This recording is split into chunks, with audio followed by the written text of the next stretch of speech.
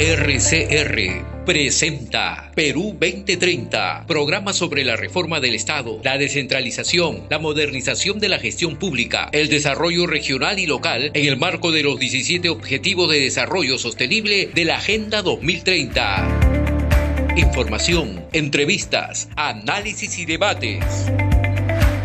Llevamos 7 años debatiendo los problemas del país y sus posibles soluciones. Perú 2030, con la dirección y conducción de Franz Portugal.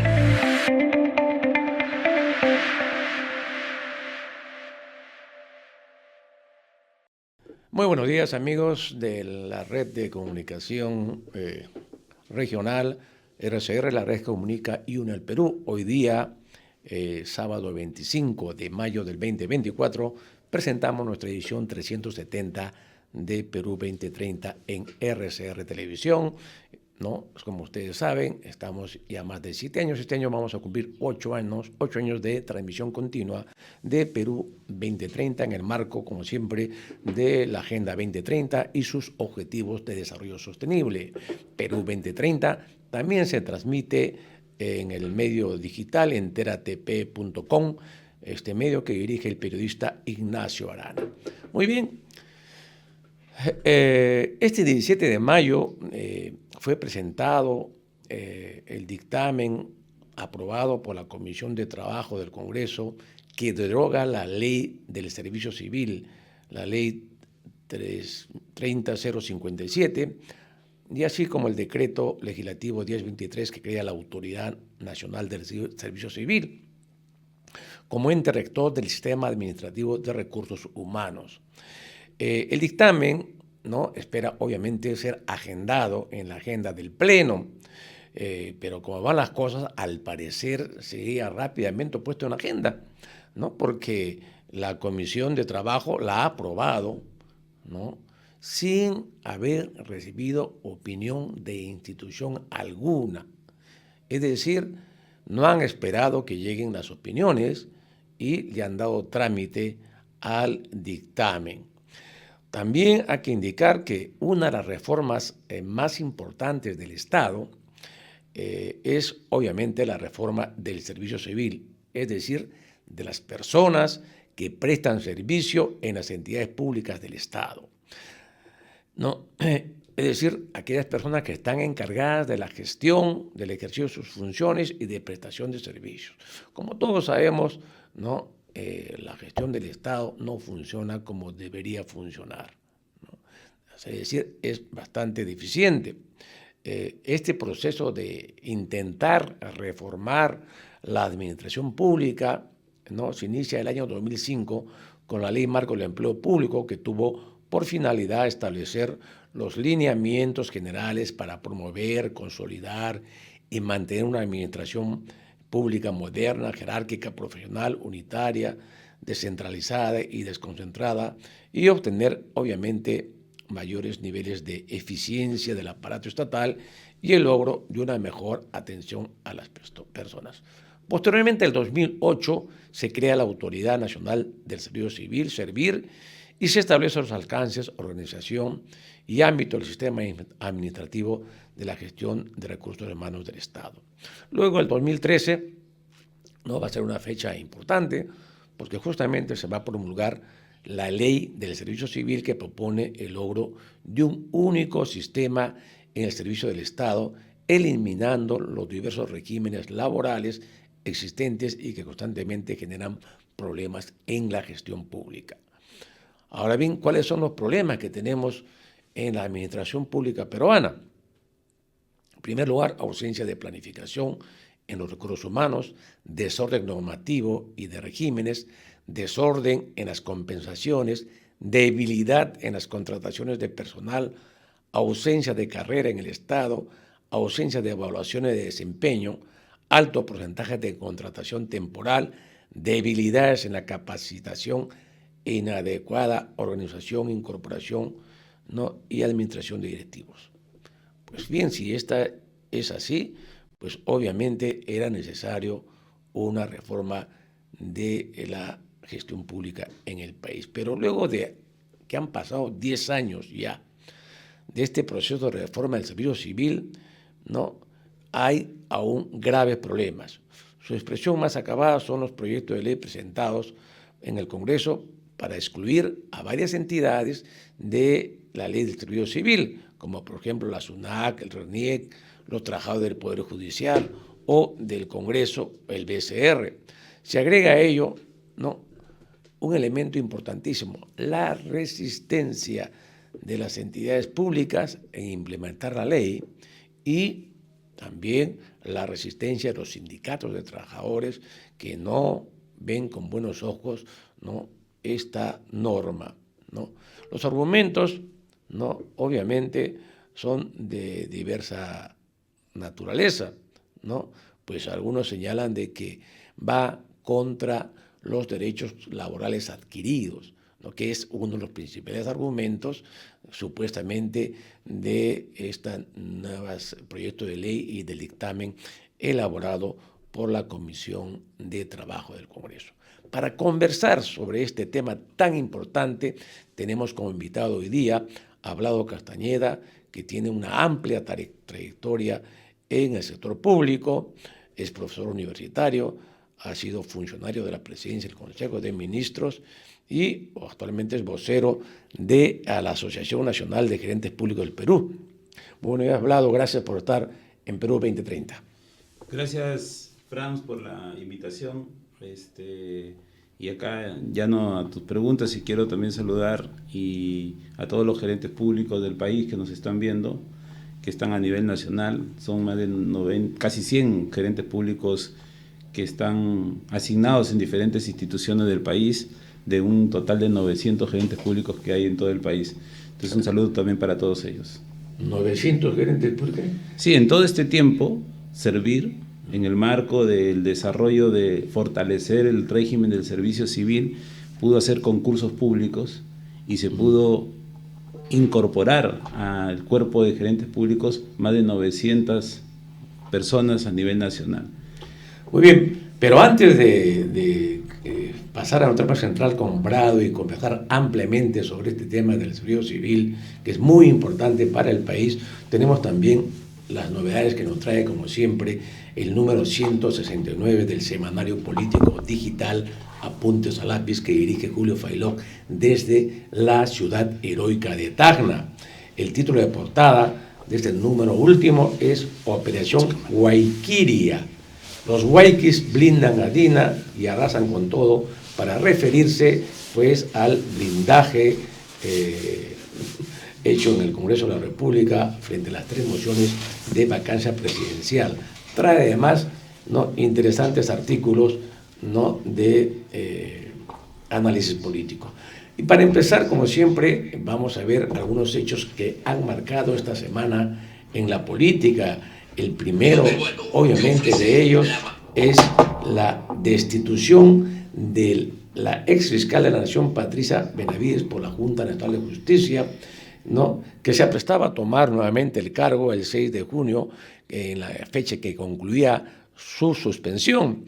El otro hecho ha sido, ¿no?, es la aprobación por parte del Consejo de Ministros de una demanda ante el Tribunal Constitucional, ¿no?, que fue aprobada en el reciente Consejo de Ministros, una demanda para que la presidenta no sea investigada, ¿no?, hasta que termine su mandato. Es decir, Dina Boluarte no quieren que la investigue en la práctica, lo cual obviamente va en contradicción de lo que ya se pronunció el propio Congreso de la República y el TC, de que sí se puede investigar, ¿no?, a la presidenta o al presidente en ejercicio, como fue el caso del Castillo, ¿no?, y que inclusive significó pues que le corten la cabeza a Zoraida Ábalos, ¿no?, cuando se le inhabilitó en el Congreso de la República, justamente, ¿no?, por no investigar a Pedro Castillo, ¿no? Pero hay que indicar que esta destitución de la exfiscal de la Nación, Patricia Benavides, ha traído pues muertos y heridos, ¿no? Pues además de su salida, pues también fue destituida del cargo de jueza a Emma Benavides, que es la hermana que fue favorecida por Patricia Benavides. También es una derrota, ¿no?, del APRA, representada por Jorge del Castillo, su abogado defensor, ¿no?, del Tribunal Constitucional, que pretendió proteger al dejar fuera de la Junta Nacional de Justicia, ¿no?, a los magistrados Aldo Vázquez e Inés Tello, ¿no?, a esta destitución de la fiscal, ¿no?, y también, obviamente, al Congreso de la República, que defendió a capa y espada al exfiscal de la Nación. Otro hecho importante también fue el regreso entre aplausos, flores y demás actividades de la fiscal suprema Zoraida Ábalos, cuando hizo su ingreso el día de ayer a la sede de la Fiscalía. Bien, y también para tener un último comentario, es un caso que hoy día también fue explicado por el alcalde de Lima, ¿no?, respecto al partido, a su partido Renovación Popular, ¿no?, puesto que los congresistas José Cueto, Jorge Montoya y Javier Padilla presentaron su renuncia a este partido, y se dice que además que hay 2 más, son 5 en total, los que se van del partido de López Aliaga, ¿no?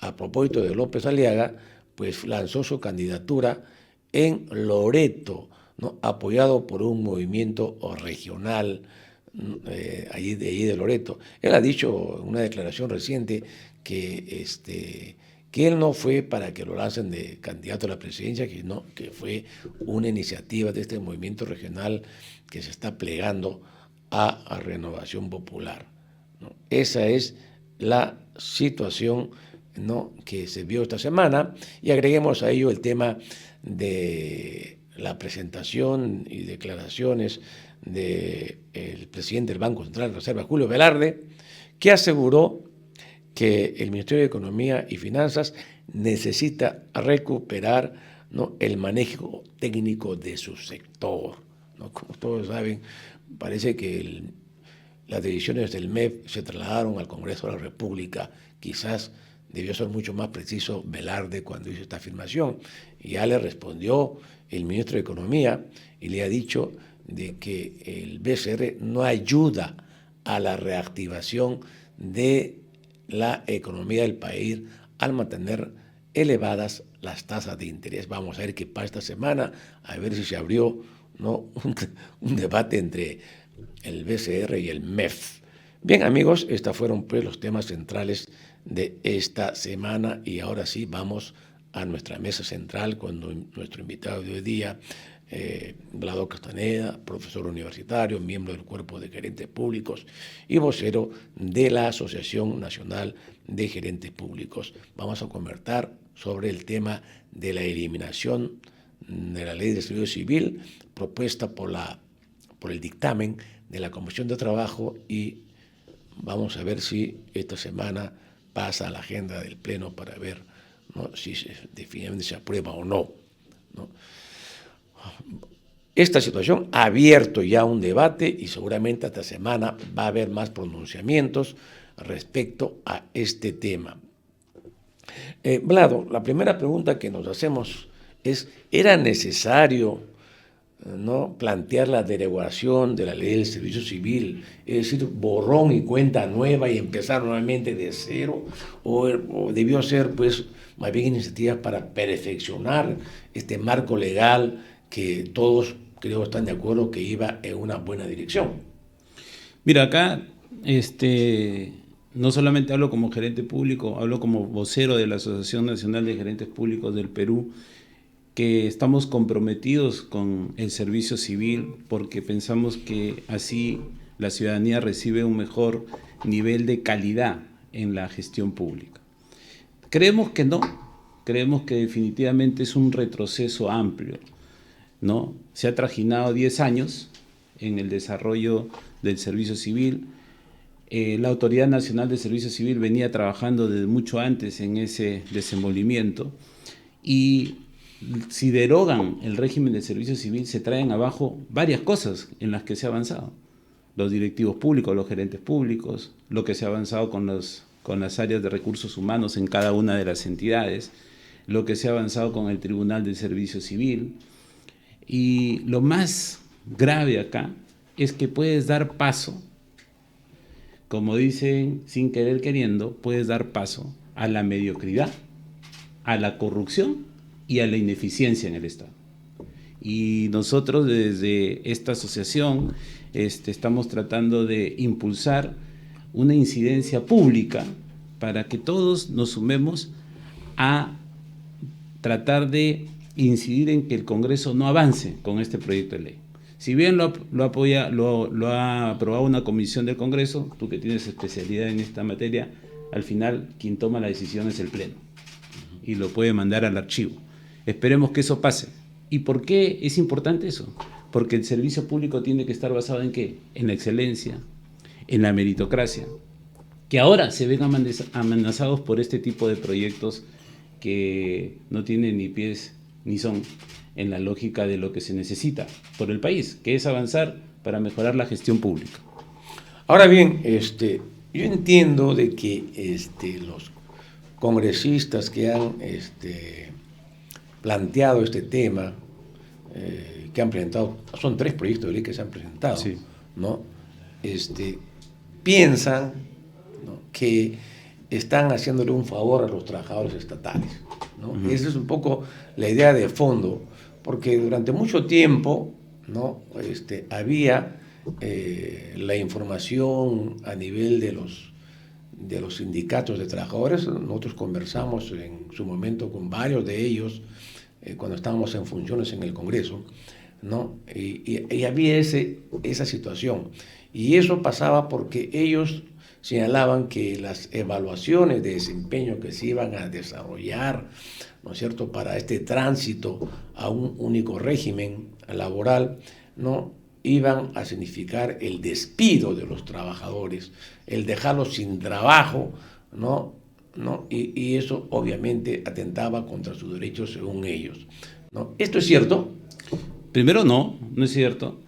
Primero hay 2 situaciones. La primera situación que siempre han dicho los presidentes de la Autoridad Nacional de Servicio Civil, está en la norma, es que el proceso es voluntario, ¿no? Te puedes presentar o no.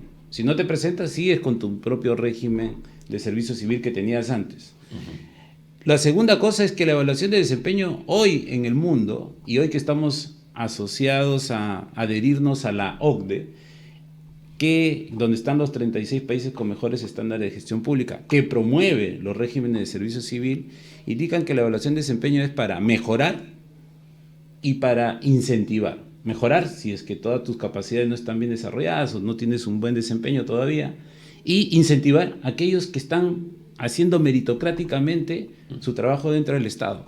En ningún momento, y yo quisiera que cualquier congresista saque y diga, en este artículo dice que si no pasas la evaluación de desempeño, te retiran del Estado. No hay ningún artículo taxativo que diga eso. Entonces, en ese contexto, es importante valorar que esa es una incertidumbre. Ahora, yo entiendo que puede haber esa incertidumbre, porque tengo colegas, tengo alumnos en diferentes niveles del régimen, diríamos, laboral que tiene el Estado, porque tiene más de 40 formas de contratar el Estado. Pero yo entiendo su incertidumbre, pero esa incertidumbre también nos exige y exige a la Autoridad Nacional de Servicio Civil que comunique mejor los alcances de la norma. Y también hay que ser sincero, en la lógica de la transición de este desorden que hay en el régimen laboral actual a el régimen del servicio civil, se ha avanzado poco todavía. Y por eso que a la luz de esa situación es que la incertidumbre de repente puede tener de una desinformación, de que te van a retirar porque no pases una evaluación, puede haber generado una expansión mayor, pero no es cierto. Ahora, la pregunta es, ciudadano, para cualquier ciudadano en el país, ¿no quisieras que se evalúen a las personas que trabajan manejando tus recursos públicos? ¿No quisieran que se les mejore el desempeño a esas personas? La pregunta es, ¿cómo lo hacemos? Evaluando. No hay otra forma. Si yo quiero saber si un alumno pasa de primaria a secundaria, tenemos que evaluarlo durante toda la primaria. Para ingresar a la universidad no te evalúan, para ingresar a un instituto superior tecnológico no te evalúan, para tener un título profesional no te evalúan, a todos nos evalúan.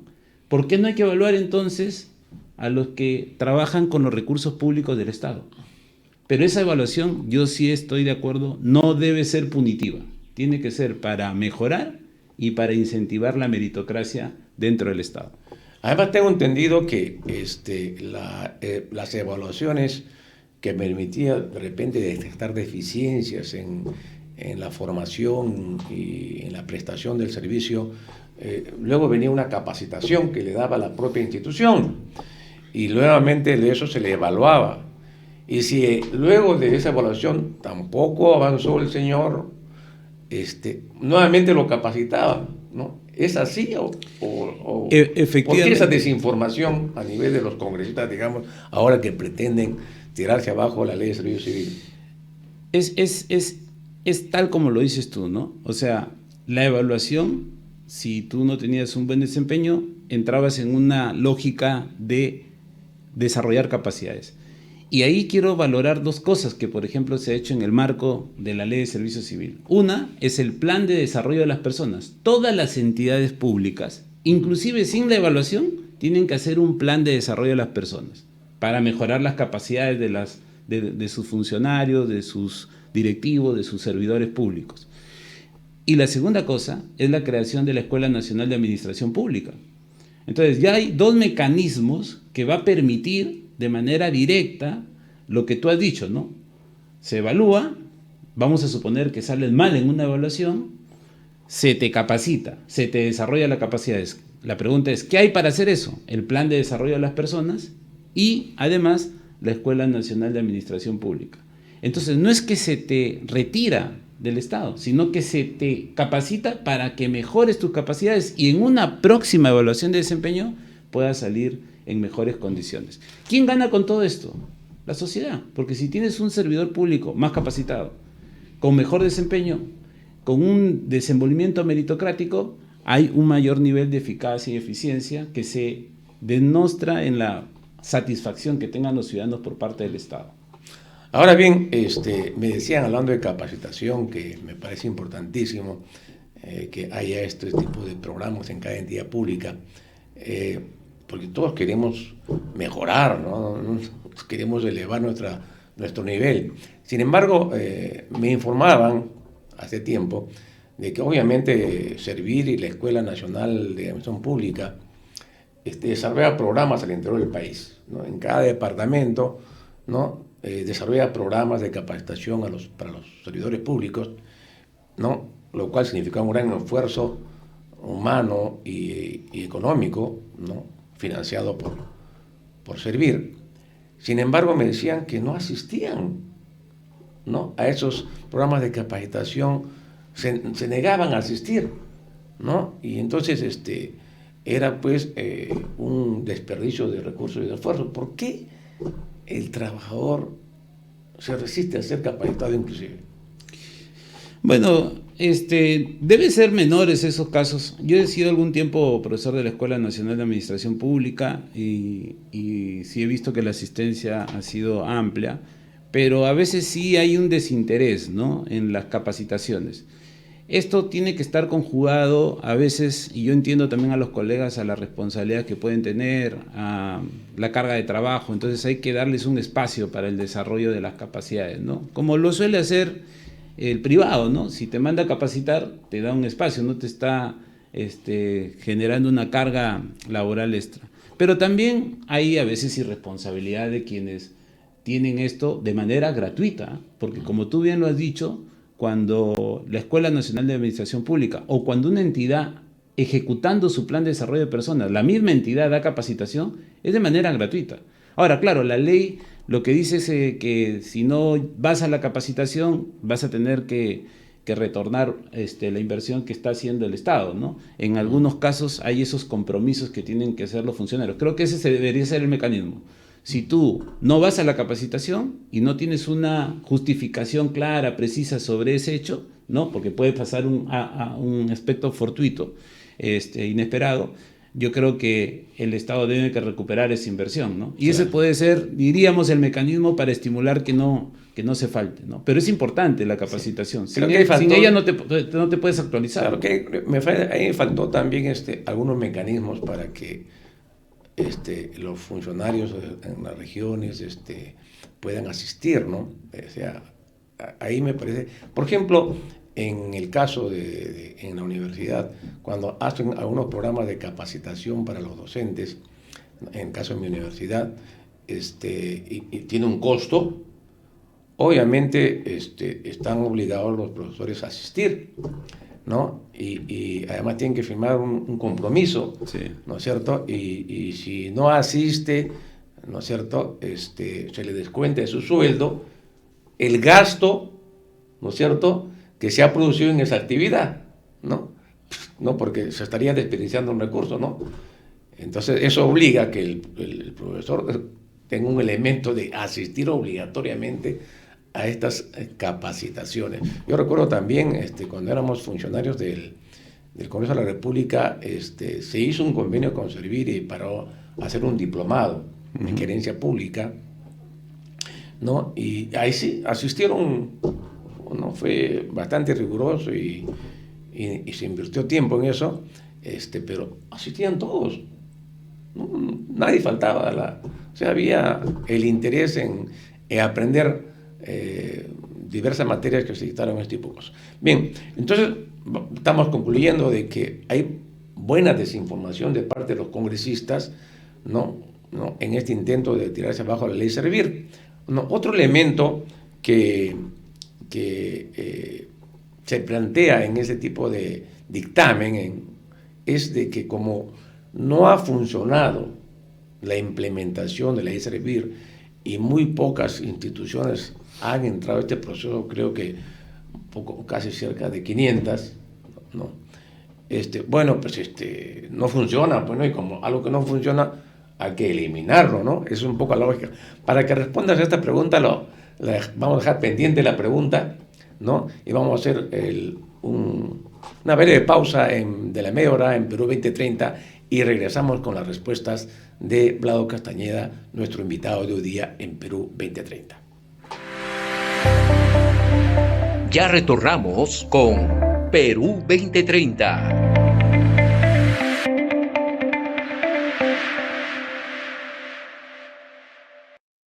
El programa Construyendo con Valores, que se transmite por la cadena de RCR, tiene como visión contribuir en la toma de conciencia de los valores necesarios para alcanzar el desarrollo personal y nacional.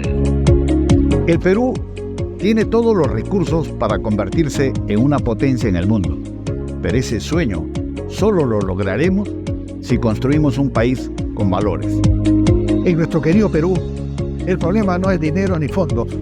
El problema es una gestión profesional y con valores en todos los niveles. La tarea de hacer grande a nuestro país nos compromete absolutamente a todos. En el programa nosotros recomendamos el camino que debemos seguir y lo hacemos con mensajes muy sencillos, pero que tocan temas muy importantes. Nosotros hacemos el programa con mucho cariño, pero la parte más importante eres tú. Es por eso te digo, te esperamos todos los martes de 6 a 7 p.m. en RCR. Sé parte de la familia. Todos y cada uno de los peruanos somos protagonistas del cambio con valores. Únete al cambio. Nuestro país sigue apostando en ser el centro multideportivo de Sudamérica, y esto se debe a las distintas competencias a nivel nacional e internacional que nuestro país ha sido sede. Y RCR Deportes ha estado y estará presente en todos esos eventos deportivos, con entrevistas, comentarios y el análisis profundo con cada profesional en cada disciplina. De lunes a viernes, de 2 a 3 de la tarde, somos RCR Deportes con Santino Nicoletti.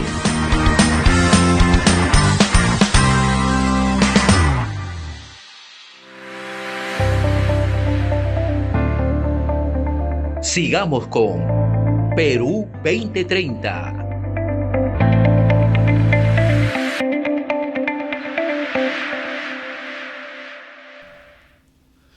Estamos en Perú 2030, hoy día sábado, con un tema muy importante para el país, que es el tema de el intento de tirarse abajo la ley del servicio civil. No quieren que se mejore la administración pública con este dictamen. Ese es el tema central y por eso tenemos como invitado hoy día a Vlado Castañeda, que es profesor universitario y también es vocero de la Asociación Nacional de Gerentes Públicos. La pregunta que quedó pendiente, ¿no?, era pues el tema de qué pasa con esta situación del servicio civil que no logra cuajar, ¿no?, en todo este periodo. Mira, primero lo que debemos tener en cuenta todos es que el servicio civil lo que logra es garantizar la idoneidad y la imparcialidad en la administración pública. Y eso permite asegurar la eficacia y la eficiencia de los servicios públicos. Eso es lo primero que se quiere derogar, ¿no? Y además el riesgo, ¿no? El riesgo de comenzar a ver prácticas clientelistas, nepotismo, socavando la integridad y reduciendo el profesionalismo dentro del Estado. Yo quiero que entienda la población qué se gana y más bien qué riesgo existe. Si no hubiera un régimen del servicio civil que no ordene cómo entrar al Estado, cómo estar dentro del Estado, cómo trabajar dentro del Estado en el ámbito del recurso humano. Todos los que están acá han visto seguro una empresa, una organización. Si su recurso humano no es bueno, no es pertinente, no es el adecuado, no tiene el mérito, no tiene el profesionalismo, el nivel de gestión comienza a bajar. Y en el caso del Estado, quien lo sufre es el ciudadano. Ahora, ¿qué ha faltado entonces? ¿Por qué no se ha avanzado más? ¿Cuáles fueron las principales dificultades que enfrentó este proceso? El primer elemento es, esto es una reforma del Estado. Y una reforma que necesita de un soporte político del máximo nivel. Y acá le hago un llamado a la Presidenta de la República, ¿no? ¿Qué va a hacer la Presidencia de la República, que es la jefa del Estado, que mira la política general de gobierno, para poder hacer incidencia política ciudadana en decir que vamos a fortalecer el servicio civil? Una decisión es estar en contra de esta derogación que quieren hacer al régimen del servicio civil y volver a un esquema transitorio, y encima lo que dice el proyecto de ley es que una comisión va a ver qué régimen vamos a hacer. O sea, vamos a retroceder al año 2014 para ver ahora qué régimen. Ya tenemos este régimen. Si no hay cosas perfectas, hay que mejorarlas. Si es un tema de gestión, y ahí viene la segunda parte. Entonces, la primera parte, decisión política, del máximo nivel. La presidenta, el premier, que tiene a su cargo la Autoridad Nacional de Servicio Civil, que es el vocero del gobierno. Bueno, ¿qué nos pueden decir sobre esta derogación? ¿La van a apoyar o van a ir en contra de la derogación? ¿Pero no crees que la experiencia de estos años, 10 años, y de los presidentes que han pasado, no tuvieron la voluntad política de implementar este sistema? Yo creo que la voluntad política ha tenido sus vaivenes y no ha tenido su seguimiento, porque la reforma también implica que tú le estés siguiendo la pauta a lo que va pasando, ir impulsando. ¿Por qué? Porque luego vienen ya los niveles jerárquicos. Por ejemplo, las entidades públicas han querido, los titulares de las entidades públicas han querido y han puesto en su marco de modernización de la gestión pública, en su agenda institucional, administrativa, mejorar el régimen del servicio civil, y yo creo que ahí ha habido también incertidumbre. Ha faltado de repente acompañamiento. Entonces, la segunda parte que tenían miedo a los trabajadores, a sus sindicatos. De repente sí, de repente no sabían qué iba a pasar en la interacción, ¿no?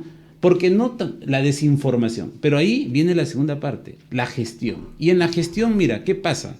Se necesita que el proceso sea muy ágil, sea muy flexible, pero a la vez esté acompañado de los recursos, porque ciertamente muchas veces en el Estado, y yo entiendo ahí también a los trabajadores en una dimensión, ¿no? Mira, por ejemplo, un cargo de repente en una entidad tiene un monto, en otra entidad tiene otro monto de salario, en otra entidad tiene otro monto de salario. Eso se tiene que organizar para que la misma función, la misma labor tenga el mismo monto. ¿Pero eso qué significa?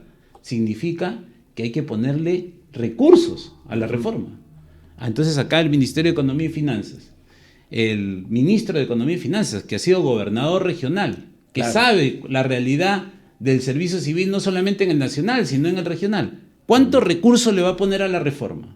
¿Cuántos recursos presupuestales le ponemos a la reforma? Para que la reforma avance. Porque también a veces la desaceleración de la reforma es porque no le pones todos los recursos. Claro. Tú has estado involucrado en varias reformas de tu trabajo y labor en el Congreso, en una comisión importante como ha sido la Comisión de Centralización. Si no hay apoyo político, si no hay una adecuada gestión de la decisión política y si no hay los recursos, las reformas van lentas, las reformas no avanzan.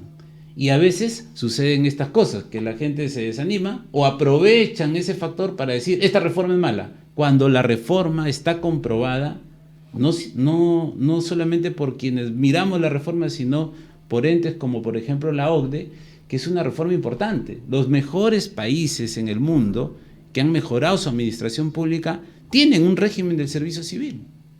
Entonces nosotros tenemos que aprovechar esa experiencia comparada para ir hacia otra sintaxis. Ojalá que después que se pase este impasse, que no se apruebe esta iniciativa legislativa en el Pleno del Congreso, no se quede solamente con el hecho anecdótico que nos opusimos varios y que hicimos incidencia varias instituciones como la Asociación Nacional de Gerentes Públicos, porque no estamos solos, hay otras asociaciones que se han pronunciado sobre gestión pública que dicen que la reforma debe seguir. El mismo presidente del Servicio Civil lo salió a decir. Ojalá que con esa misma energía invito al Premier que lo haga, como el rector del sistema de recursos humanos, y a la presidenta como la máxima autoridad. Pero ojalá que este hecho, una vez que pase, nos ayude a hacer una agenda de mejora de la Autoridad Nacional de Servicio Civil, de mejora del sistema de gestión de los recursos humanos, de aprovechamiento de la gerencia pública, de los directivos públicos, y de mejora de la eficacia y la eficiencia en la gestión pública a partir de la labor de un recurso importante. Para mí es el recurso más importante, que es el recurso humano en el Estado. Ahora nos preguntamos qué va a pasar con los trabajadores estatales que ya están en el régimen de servir si la ley la derogan. ¿En qué situación legal quedan? ¿No? Y la pregunta también es, ¿qué va a pasar con las instituciones que están en tránsito ya para adecuarse a la ley Servir y le eliminan la ley Servir? ¿Cuál es tu opinión al respecto? Sí, ahí el proyecto de ley analizando habla de la transitoriedad, ¿no? O sea, que te vas a quedar en un momento transitorio, ni acá ni allá. Bien. Y eso lo que va a generar, que es peor, es que hayan más regímenes laborales en el Estado, ¿no? Que el desorden aumente. Yo te digo, mira, yo he sido servicio no personal, he sido orden de servicio, he sido CAS y he estado nombrado en cargos fijos en el Estado. O sea, he tenido varios regímenes laborales. Es un desorden. Entonces, ¿qué pasaría? Imagínate, ojalá que no pase, pero si esta derogación se da, esas personas se van a quedar en el limbo, porque van a ser como un régimen, van a seguro a llamarse los ex servicio civil o el régimen transitorio de servicio civil. Pero ahí yo quiero acotar algo interesante en subrayar nuestra preocupación, ¿no? Que esta iniciativa del Congreso, la consecuencia que trae es que lamentablemente va a ir a una transitoriedad, y a mí me preocupa la transitoriedad. Mira, ¿tú te acuerdas cuando Fujimori volvió transitorio los gobiernos regionales y creó los consejos transitorios de administración regional? Durante toda la época de Fujimori, lo transitorio, ¿qué se volvió? Lo regular. Se volvió lo regular. O sea, el riesgo que hay es que se vuelva regular no tener un servicio civil y seguir con el mismo desorden. Y de repente saquen otras cosas paralelas, inadecuadas, en donde no se reconozca la meritocracia, la profesionalización, ¿no? Y no se reconozca la capacidad que tiene el Estado de poder dar un servicio público de calidad. Vuelvo a repetir, el recurso humano es sumamente importante. Y los colegas que están en el Estado, en los diferentes niveles jerárquicos, no hay que tener miedo al régimen de servicio civil. Creo que va a ser una ayuda para la situación actual y para las futuras generaciones. Mira, hoy tenemos que luchar contra la pobreza, que ha incrementado. Tenemos incrementada la inseguridad ciudadana. Necesitamos una reactivación económica. Hay algunos servicios públicos que están deteriorados. como lo que pasa en el sistema de salud o lo que pasa en el sistema de educación. ¿Con quién hay que hacerlo? Con los mejores seleccionados, ¿no? Tú no vas a ir a jugar un partido del Mundial sin una buena selección. Y ojo, hay capacidades técnicas. Yo te digo como docente de gestión pública, hay capacidades técnicas en todo el país, en los gobiernos locales, en los gobiernos regionales, en el gobierno nacional. Creo que no hay que tener miedo a pasar a un régimen que ordene las cosas en el Estado en la gestión del recurso humano. No solamente desde el ingreso de las personas al Estado, sino de su estancia a lo largo del tiempo en el Estado, porque la lógica también del régimen de servicio civil es gestionar al recurso humano dentro del Estado, en las condiciones de mejorar sus capacidades y el desenvolvimiento de la labor funcional dentro del Estado.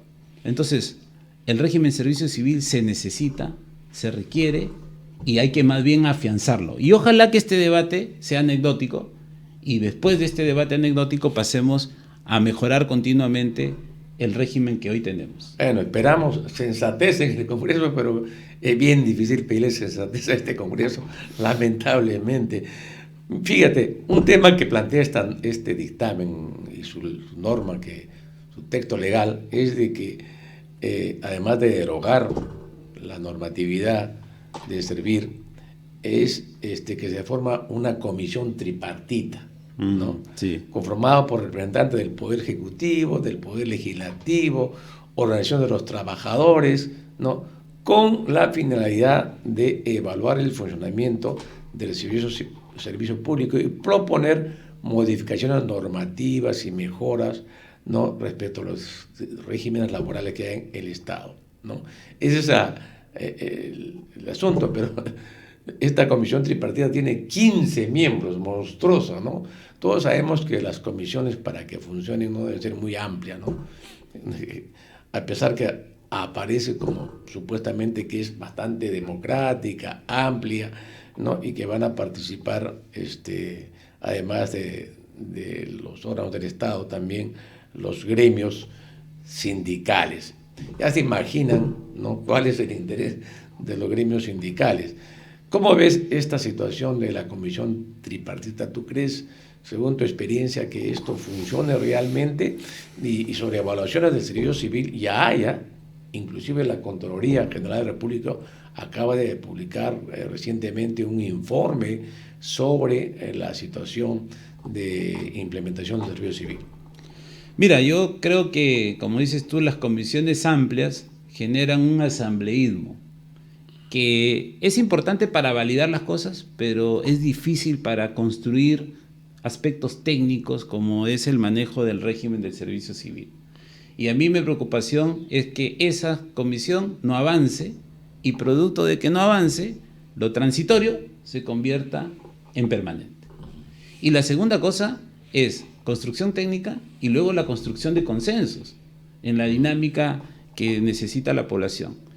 A ver, lo bueno sería pues que todas esas personas entren pensando en el beneficio de la sociedad, en cómo le doy un buen servicio al ciudadano. Yo creo que ahí es donde está la desventaja de estos factores. Y no se sabe quiénes son los integrantes en específico, ¿no? Se habla de manera amplificada. Y en ese contexto es que también pueden ir ampliándose más bien el espectro de este funcionamiento de la comisión.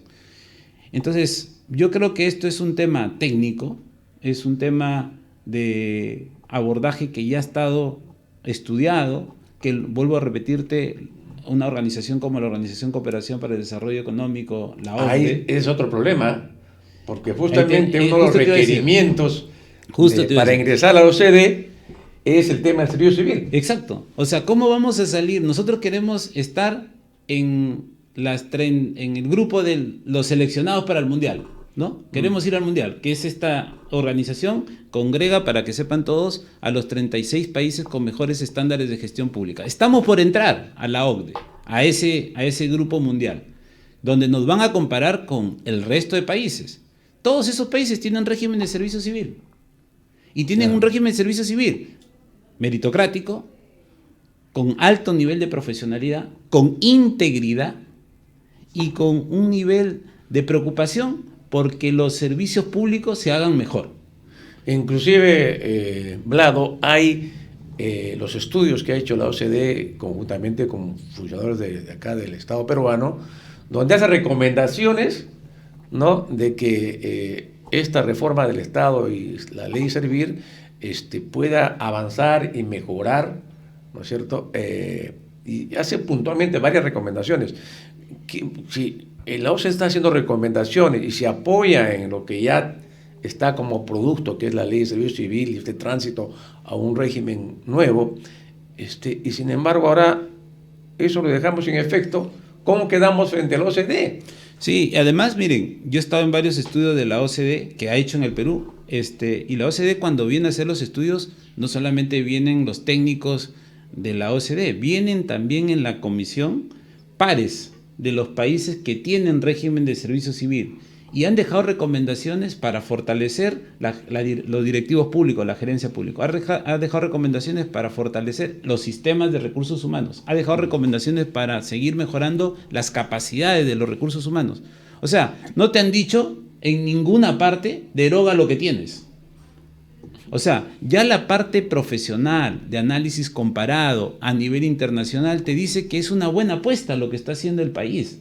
Entonces, aquí lo grave es, si hubiera pues una evaluación certera, científica, con una valoración institucionalizada dentro del Estado, que esto no sirve, y eso motivaría el proyecto de ley. Tú mira la exposición de motivo del proyecto de ley, mira el dictamen, no tiene nada, ninguno de esos aspectos. Entonces, ¿en qué se están fundamentando estas personas, estos congresistas, para decirnos que no va un régimen de servicio civil? Ni siquiera toma en cuenta las evaluaciones de la OCDE que ha hecho sobre la materia. O sea, no hay mayor estudio, digamos, sobre el tema del servicio civil en el Perú. Es realmente lamentable, ¿no? Ese dictamen es bien, digamos, mediocre, ¿no? Es la palabra exacta. No me gustan a veces los calificativos, pero hay que decirlo, es un dictamen bien mediocre. Estaba viendo, ya no ganó el tiempo, se pasa volando. Sí, rápido. ¿No? Vlado, estaba viendo la proporción de funcionarios y servicios y servidores públicos por tipo de régimen, tanto en el nivel del gobierno nacional como en el nivel regional y local. En el nivel, para información de nuestros que nos escuchan y nos ven en RCR, hay ese orden que tú señalabas, ¿no?, de regímenes, pero es interesante ver los porcentajes. Por ejemplo, a nivel del gobierno central, y son una evaluación 2018-2022, ¿no? En CAS hay en el gobierno nacional es 25% de los trabajadores, un buen porcentaje, ¿no? En el régimen 276, ¿no?, de antiguo régimen, solamente 9%. Yo pensé que era mucho más grande el 276, ¿no? Y ese sin régimen laboral, que es el 13%, que también tú señalabas, y el decreto legislativo 728, que es un régimen que está solamente en algunas entidades públicas, no está generalizado, es 8%, bien bajo, ¿no? Bien bajo, 8%, ¿no? Y otras carreras específicas son el 44%, ¿no? Ese es a nivel del nacional, ¿no? Veamos a nivel regional. A nivel regional la figura es la siguiente: CAS son 20%, menos que el central. El decreto legislativo 276 aumenta a 14%, ¿no? Sin régimen laboral 3% se reduce, ¿no?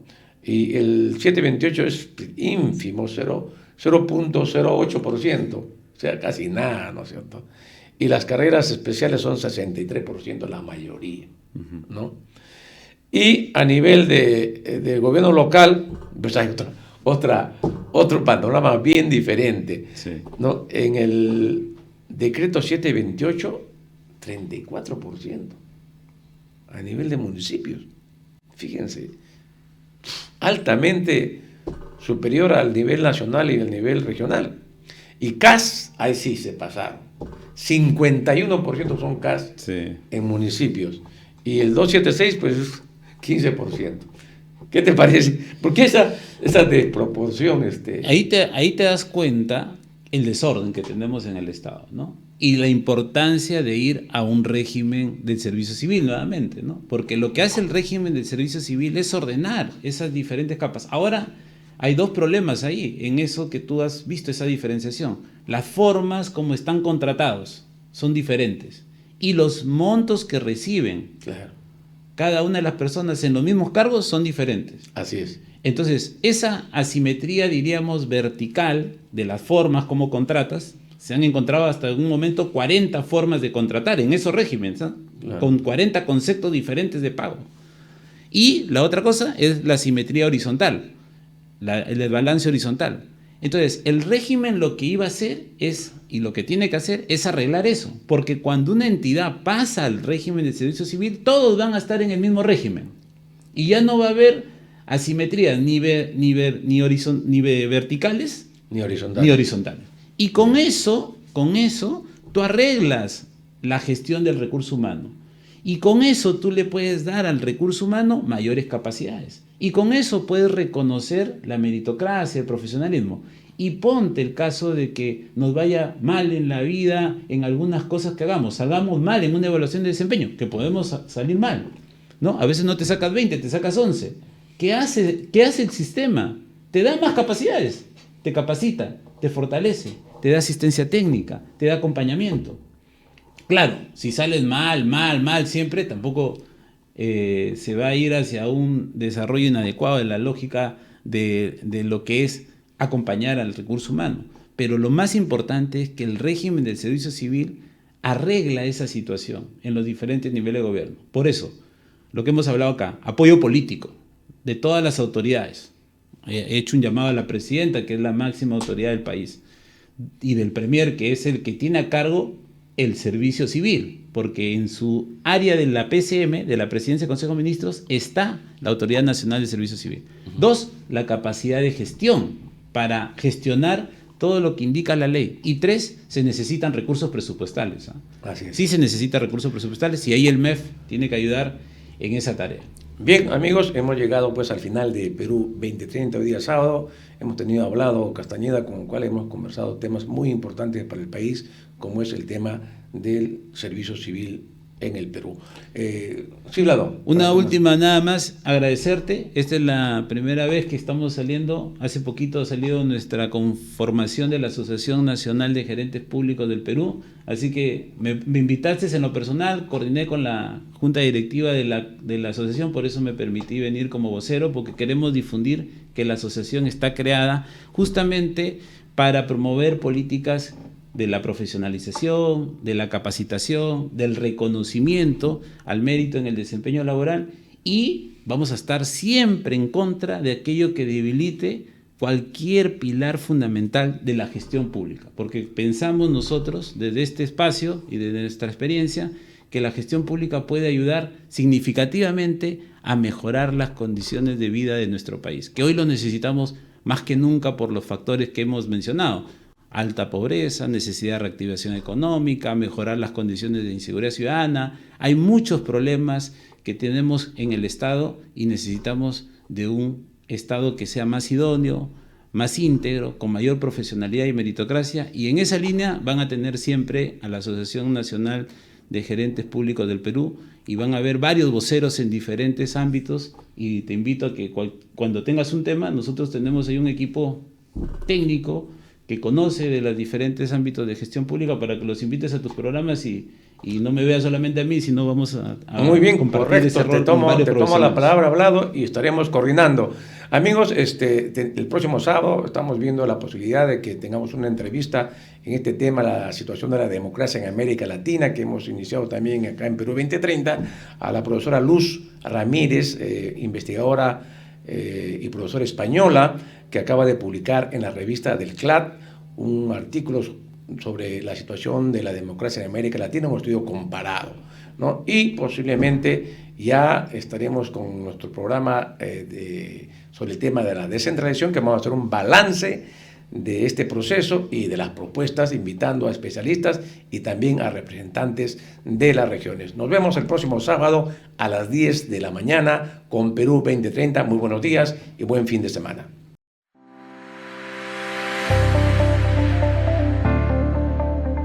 RCR presentó Perú 2030. Retornamos en nuestra próxima edición con más información, entrevistas, análisis y debates sobre los problemas del país y sus posibles soluciones. Perú 2030.